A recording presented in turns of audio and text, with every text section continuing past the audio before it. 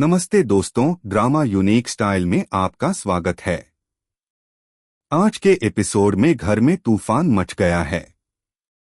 चलिए जल्दी से बताते हैं क्या क्या हुआ।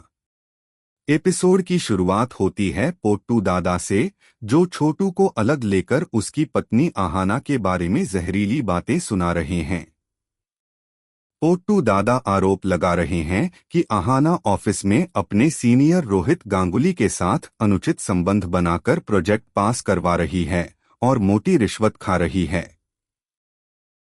उनका दावा है कि आहाना की वजह से बाकी लोगों के सारे पुराने प्रोजेक्ट कैंसिल हो गए हैं, जबकि उसके हर प्रोजेक्ट को अप्रूवल मिल रहा है। वो छोटू को चेतावनी देते हैं कि पीठ पीछे सब यही बातें कर रहे हैं, आहाना उसे बेवकूफ बना रही है।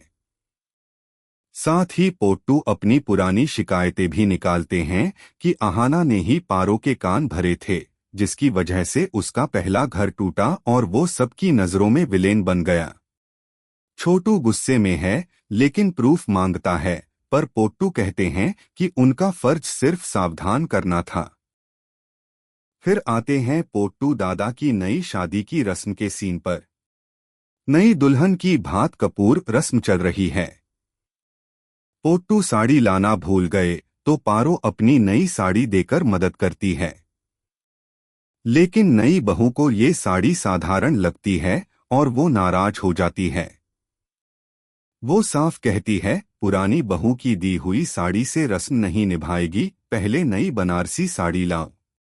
थाली में भी सिर्फ भात चोखामछली देखकर नाक सिकोड़ती है और कहती है कि मेहमानों को ये कैसे खिलाओगे।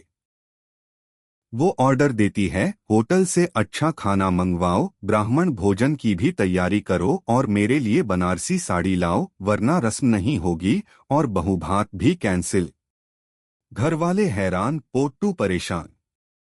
इधर आहाना ऑफिस पहुंचती है। सर रोहित गांगुली ने छुट्टी के दिन भी प्रोजेक्ट की आखिरी डेट का बहाना देकर बुलाया है।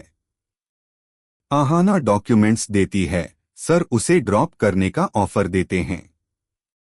तभी बाहर कोई देख लेता है और सोचता है, बॉस की गाड़ी में बैठकर कहाँ जा रही थी।